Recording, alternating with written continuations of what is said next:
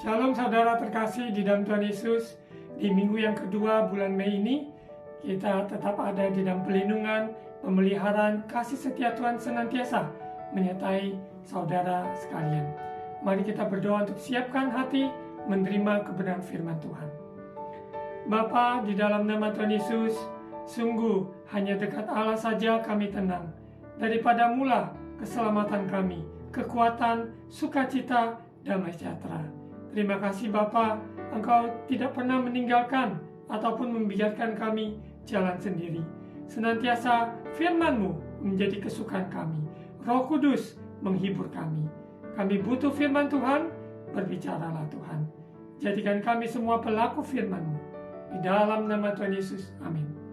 Saudara terkasih di dalam Tuhan Yesus, di bulan Mei, dengan seri Suara Penggembalaan Rumah, di mana rumah adalah tempat di mana kita bisa beristirahat dan juga ada saling mengasihi, ada saling menguatkan, dan dalam rumah juga ada keamanan, rasa aman dan pemeliharaan di dalam kasih setia Tuhan dalam keluarga ataupun komunitas di mana kita ditempatkan.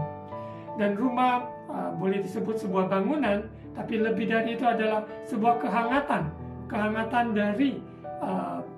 dari setiap yang anggota keluarga ataupun setiap jiwa-jiwa yang ada di dalam rumah tersebut. Saat ini kita akan sampaikan di mana minggu yang pertama seri rumah ini, judul Suara Penggembalaan adalah Rumah Doa Bagi Segala Bangsa. Itu adalah hati Tuhan buat kita, supaya kita menjadi rumah doa. Kehidupan kita, nafas kita adalah doa, di mana kehidupan kita selalu ada hubungan dengan Tuhan dan menjadi berkat buat bangsa-bangsa yang ada. Dari keluarga kita jadi saksi, maupun Yudea, Samaria, sampai ke ujung bumi, untuk keselamatan bangsa-bangsa. Untuk minggu yang kedua, judul Suara Penggembalaan adalah Rumah Kediaman Tuhan. Rumah kediaman Tuhan, kehadiran Tuhan ada, dan Tuhan yang menyertai, dan kekuatan, sukacita, dan penghiburan itu nyata. Dan juga ada didikan, ada tuntunan Tuhan bagi umatnya. Kita akan lihat di dalam firman Tuhan, ayat-ayat teks ini, kita lihat di Mazmur 65 ayat 5. Mazmur 65 ayat 5, berbahagialah orang yang Engkau pilih dan yang Engkau suruh mendekat untuk diam di pelataranmu. Berbahagialah kita kalau kita ada di dalam rumah Tuhan, ada di dalam pelatarannya, kita datang mencari, menyembah Dia bersama saudara-saudara kita seiman, maupun dalam bentuk on-site, ataupun dalam kondisi kita tidak memungkinkan untuk on-site, kita ada online. Kita bersyukur kita masih dapat beribadah, dapat diam di dalam pelataran Tuhan, bersekutu dengan Dia bersama saudara-saudara kita seiman. Kiranya kami menjadi kenyang dengan segala yang baik di rumah-Mu, di bait-Mu yang kudus. Ayat 5b. Biarlah kita semua dikenyangkan ada dalam hadirat Tuhan. Firman-Nya mengenyangkan kita. Segala yang baik di rumah Tuhan, di bait-Mu yang kudus, Tuhan penuhi. Karena kita adalah bait-Nya. Dia bertahta di atas pujian orang benar, dan Dia juga hadir di tengah bait suci-Nya, di mana tabir bait suci yang terbelah, sehingga kita mempunyai akses kepada Bapa di surga. Kita berbahagia dan bersyukur kita dipilih, karena Tuhan memilih kita masuk di dalam kehadirat-Nya, tinggal di dalam pelatarannya, suka akan rumah kediaman Tuhan. Kehidupan kita puas, kita kenyang, karena Tuhan mengenyangkan kita dengan kebaikan-Nya, dengan semua hal yang melimpah, semua yang baik Tuhan sudah siapkan. Seperti seorang bapa yang di dunia dalam konteks yang banyak kekurangan dan banyak keterbatasan, ingin memberkati anak-anaknya yang terbaik. Apalagi Bapa di surga yang sempurna dan tak terbatas. Dia ingin mencurahkan segala sesuatu yang Dia sediakan, yang Dia rencanakan bagi setiap anak-anaknya. Untuk itu saudara terkasih, kita kembali menyadari identitas kita. Kita adalah anak-anak yang dikasihi, anak-anak yang ditebus oleh darah-Nya. kita adalah milik kepunyaannya. Kita datang pada Bapa dalam hubungan kita sehari-hari, kehidupan kita, maupun berjemaat, dalam bertumbuh bersama, maupun kita menghasilkan buah, baik di keluarga, di tempat pekerjaan, maupun di pelayanan yang Tuhan sudah percayakan pada kita semua. Kita lihat di ungkapan di Mazmur 26 ayat 8, di mana pemazmur mengungkapkan kerinduannya, cinta akan rumah kediaman Tuhan. Dan ini hal yang kita semua, maupun dalam kondisi situasi, kondisi apapun, maupun suka maupun dalam duka, kita memilih untuk cinta pada kediaman Tuhan. Mazmur 26 ayat 8. Kita mari baca bersama-sama. Tuhan, aku cinta pada rumah kediaman-Mu, dan pada tempat kemuliaan-Mu bersemayam.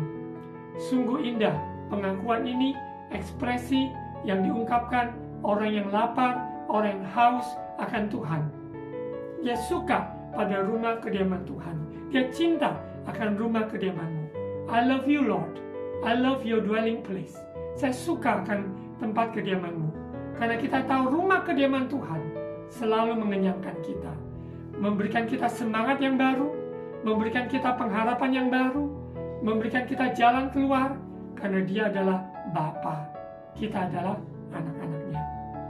Kita sadari bahwa hidup kita miliknya. Hidup ini adalah kesempatan memuliakan Tuhan, melakukan apa yang Tuhan kehendaki dalam kehidupan kita sehari-hari. Karena hidup ini adalah sementara.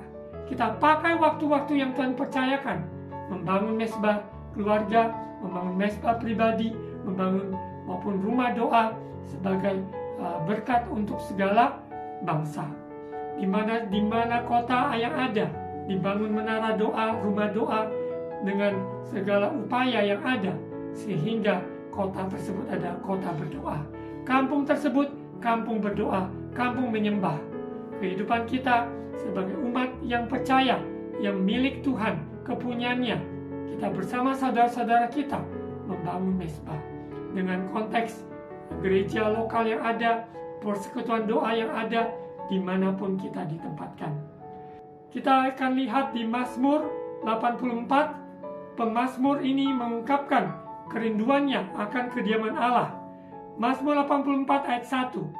Untuk pemimpin biduan, menurut lagu Gitit, Mazmur Bani Korah, betapa disenangi tempat kediaman-Mu, ya Tuhan semesta alam. Biarlah lewat suara pembalahan ini timbul kembali rasa rindu, cinta akan rumah kediaman Tuhan. Sungguh kita suka dekat dengan Tuhan.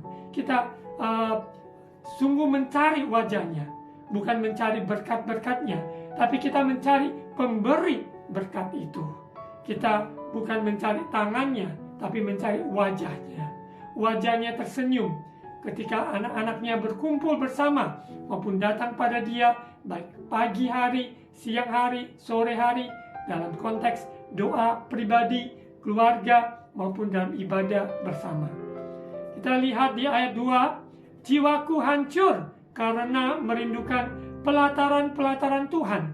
Hatiku dan dagingku bersorak-sorai kepada Allah yang hidup, yang membuat kita bergairah, semangat, karena roh Tuhan yang di dalam kita datang mencari wajahnya. Kita datang sungguh-sungguh menyembah Dia di dalam roh dan kebenaran.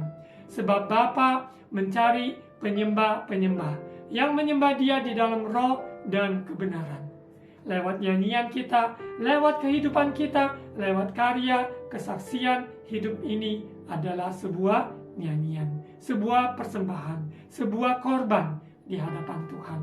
Bahkan proses-proses kehidupan kita adalah sebuah korban yang harum di mata Tuhan. Ketika kita memilih taat, tunduk kepada kebenaran firman, kita memilih untuk mengampuni, kita memilih untuk mengasihi, kita memilih untuk melayani.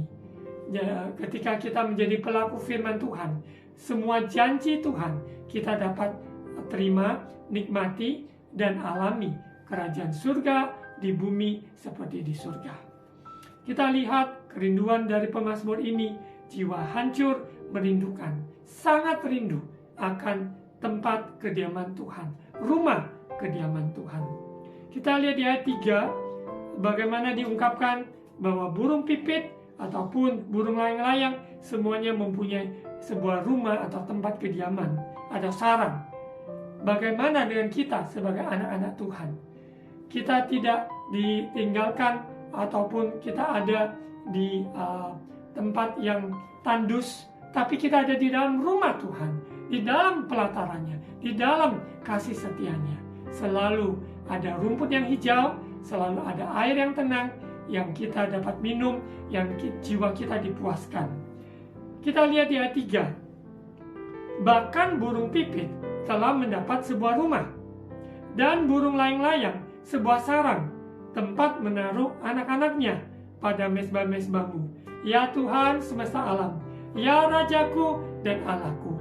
Bayangkan, kita ini bukan burung, namun burung pipit mempunyai rumah, sebuah rumah, burung layang-layang sebuah sarang.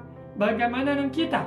Ini bukan bicara bahwa kita harus memiliki rumah pribadi atau rumah yang mungkin kontrak atau kita beli dan sebagainya. Bukan itu menjadi pusat, menjadi inti dari apa yang Tuhan maksudkan. Yang Tuhan maksudkan, kita selalu ada di dalam pelindungan, yaitu rumah kediaman Tuhan. Sampai di mana kita cinta akan rumah kediaman Tuhan. Kita lihat di ayat 4, berbahagialah orang-orang yang diam di rumahmu, yang terus-menerus memuji-muji Engkau. Siapa di antara kita yang ingin berbahagia? Tentunya semua kita ingin berbahagia. Kita berbahagia, kita ada di dalam rumah Tuhan. Kita berbahagia, kita terus memuji-muji Tuhan. Kita berbahagia melakukan kebenaran firman Tuhan. Tidak ada tuduhan, tidak ada dakwaan lagi. Karena di dalam Kristus ada kelepasan. Di dalam Kristus ada kemenangan. Di dalam Kristus ada penerimaan. Tidak seorang pun kita tertolak. Karena Tuhan sudah menerima kita. Sebagai anaknya dia angkat dalam kemuliaannya. Kita lihat pemazmur ini lanjut di ayat 5. Ungkapan ini adalah biarlah menjadi ungkapan pribadi kita maupun bersama saudara-saudara kita seiman, seisi keluarga kita untuk membangun mezbah Tuhan. Ayat 5. Berbahagialah manusia yang kekuatannya di dalam Engkau, yang berhasrat mengadakan ziarah. Kita ingin berjumpa muka dengan Tuhan kita. Kita ingin sungguh-sungguh berkumpul di dalam hadirat Tuhan bersama saudara-saudara kita. Kita mendapatkan kekuatan yang baru. We find our strength. Kekuatan Allah adalah sumber kekuatan kita. Kita mencari wajahnya, mencari perkenanannya. Ayat 6. Apabila melintasi lembah Baka, mereka membuatnya menjadi tempat yang bermata air. Bahkan hujan pada awal musim menyelubunginya dengan berkat. Apabila saudara saat ini ada di dalam lembah yang sangat kelam, jangan takut, jangan gentar. Engkau tidak sendirian, sebab Tuhan menyertai engkau. Tuhan Yesus mengasihi dan Roh Kudus senantiasa menghibur. Dan dengan tiang awan maupun dengan tiang api, baik siang dan malam, selalu ada penyertaan Tuhan. Berkat datang dari Dia. Dari kita ada di lembah air mata ataupun di gunung yang tinggi, Tuhan Yesus adalah Tuhan yang tidak pernah meninggalkan saudara sekalian maupun di dalam suka maupun di dalam duka. Ayat 7. Mereka berjalan makin lama makin kuat hendak menghadap Allah di Sion, tempat kediaman Tuhan. Kehadirannya nyata, manifestasi kehadirannya. Tuhan hadir, maha hadir di mana-mana. Tapi Tuhan manifestasikan kehadirannya nyata di atas puji-pujian orang benar. Orang yang berkumpul bersama-sama makin lama makin kuat menghadap Allah di Sion. Bumi boleh berlalu, semua secara harta, secara fisik kita bisa berubah karena kondisi umur. Namun roh kita semakin dia dekat dengan Allah Bapa di surga. Kita bersyukur. Ayat 8 juga dikatakan, ya Tuhan Allah semesta alam, dengarkanlah doaku, pasanglah telinga, ya Allah Yakub, Selah. Doa-doa saudara yang dinaikkan dengan tetesan air mata, dengan pergumulan yang ada, percaya Tuhan memperhatikan. Tuhan adalah Tuhan yang mendengar. Ya, Apa menjadi pemisah kita? Biar dibereskan di hadapan Tuhan. Tuhan menyingkapkan mungkin ada kekeliruan dalam jalan pemikiran kita, maupun juga keputusan yang kita ambil di masa lalu, apa yang kita tabur, hal-hal yang tidak benar. Kita datang di hadirat Tuhan. Ada pengampunan, ada pemulihan. Karena Tuhan katakan jika kita mengaku dosa kita, maka Tuhan setia dan adil mengampuni kita, membasuh kita dengan darah Yesus.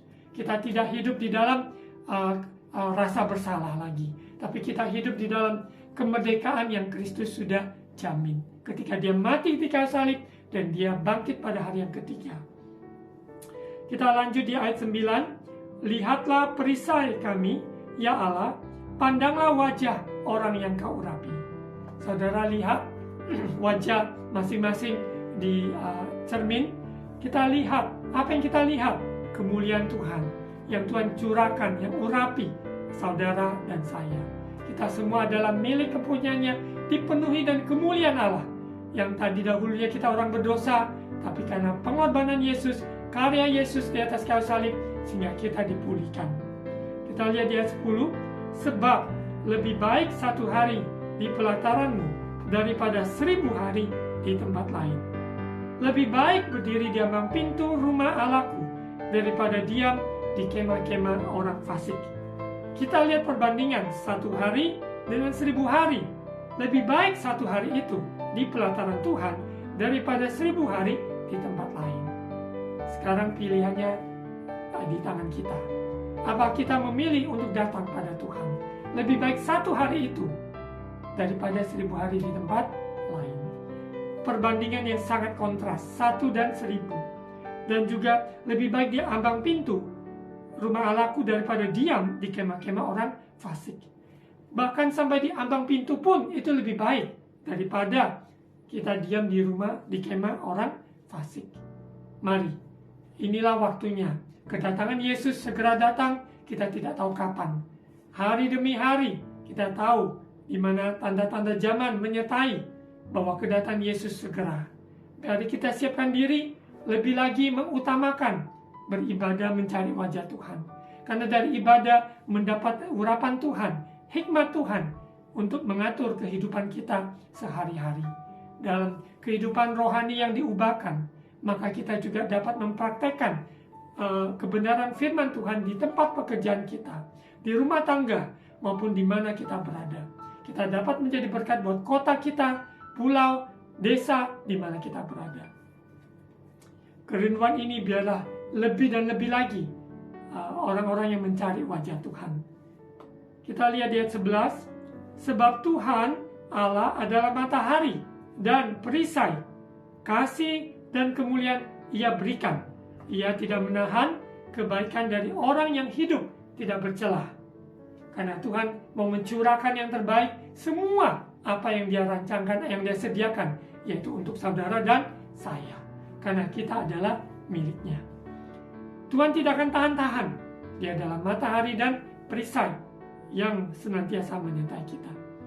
Tuhan, ya Tuhan semesta alam, ayat 12, berbahagialah manusia yang percaya kepadamu. Apakah saudara percaya kepada Tuhan dengan segenap hati, segenap jiwa, segenap kekuatan? Apakah saudara percaya pada janji-janji firman Tuhan? Apakah saudara percaya bahwa kasih karunia Tuhan kita sudah diselamatkan? Apakah saudara percaya bahwa Yesus tetap sama dahulu, sekarang, sampai selamanya? Apakah saudara percaya bahwa masih ada mukjizat hari ini? Apakah saudara percaya ada pertolongan Tuhan tepat pada waktunya? Apabila saudara percaya, saudara terima, saudara alami, saudara hidupi. Sungguh indah rumah kediaman Tuhan. Biarlah suara pembalan hari ini membawa kesegaran buat jiwa kita yang lelah, lesu, kering, dipuaskan kembali. Hadirat Tuhan, kita angkat suara kita, hati kita, maupun semua beban kita letakkan di kaki Yesus. Dan serahkan total kepada Dia. Izinkan Dia yang memimpin, mengemudi kehidupan saudara. Kita akan lihat contoh di dalam firman Tuhan di Hagai, bagaimana Tuhan rindu bangsa Israel. Kita secara fisik bukan bangsa Israel, tapi karena iman di dalam Yesus Kristus, kita adalah Israel rohani. Tuhan rindu umat Tuhan, suka rumah kediaman Tuhan, suka ada di dalam bait-Nya. Kita dipelihara, dibimbing, diarahkan, maupun dalam konteks gereja lokal yang Tuhan tempatkan gembala, hamba-hamba Tuhan yang melayani, membawa kita ke rumput hijau, ke air yang tenang. Sebab Yesus adalah gembala kita yang baik. Kita lihat di bagian di Hagai ini, bagaimana firman Tuhan ini menyatakan kepada kita di zaman sekarang ini, seberapa kita cinta rumah kediaman Tuhan. Kita lihat di ayat 1, Hagai pasal 2 ayat 1. Ini konteks adalah bangsa Israel yang dalam pembuangan Babel, ya, mereka 70 tahun dan sudah waktunya Tuhan membawa mereka kembali ke Yerusalem, ke tempat mereka berada, yaitu Yerusalem, di mana Yerusalem yang terbongkar maupun tembok yang runtuh dan sebagainya. Tuhan mengutus hamba-hambanya untuk yaitu Nehemia dan juga rekan-rekan yang ada untuk membangun, ya, membangun bait sucinya, membangun tembok Yerusalem dan sebagainya. Kita akan lihat di Hagai pasal 2 ayat 1. Dalam bulan yang ke-7 pada tanggal 21 bulan itu datanglah firman Tuhan dengan perantaran Nabi Hagai. Bunyinya, katakanlah kepada Zerubabel bin Syaltiel bupati Yehuda dan kepada Yosua bin Yozadak imam besar pada saat itu dan kepada selebihnya dari bangsa itu demikian. Jadi kepada bupati yang memang memerintah sebagai bupati Yehuda maupun imam besar yaitu Yosua bin Yozadak. Dan Hagai hanya terdiri dari 2 pasal dan sangat jelas tentang rumah kediaman Tuhan yang sudah bangsa Israel neglect, abaikan, tidak serius dan tidak sungguh-sungguh, mengabaikan rumah Tuhan demi untuk kepentingan diri sendiri, keegoisan maupun juga kemauan sendiri. Namun lewat Hagai yang hanya 2 pasal ini membuka mata kita. Lebih lagi kita benar-benar sungguh-sungguh suka rumah kediaman Tuhan, mendukung maupun juga setiap pekerjaan untuk membangun rumah Tuhan. Kita lihat di ayat yang ketiga, Hagai pasal 2 ayat 3. Masih adakah di antara kamu yang telah melihat rumah ini dalam kemegahannya semula? Dan bagaimanakah kamu lihat keadaannya sekarang? Bukankah keadaannya di matamu seperti tidak ada artinya? Kita lihat di mana rumah ini dimaksud rumah Tuhan, rumah kediaman Tuhan, bait sucinya, biarlah dapat dibangun kembali pada kemegahannya semula. Karena Tuhan menyatakan kemuliaannya kepada umatnya, maupun di dalam rumah Tuhan. Kemuliaan Tuhan itu Shekinah glory yang sungguh nyata, sehingga kita dapat alami dari kemuliaan kepada kemuliaan, dari kekuatan kepada kekuatan, dari kasih anugerah pada kasih anugerah. Ayat 4. Tetapi sekarang kuatkanlah hatimu, hai Zerubabel, demikianlah firman Tuhan. Kuatkanlah hatimu, hai Yosua bin Yozadak, imam besar. Kuatkanlah hatimu, hai segala rakyat negeri.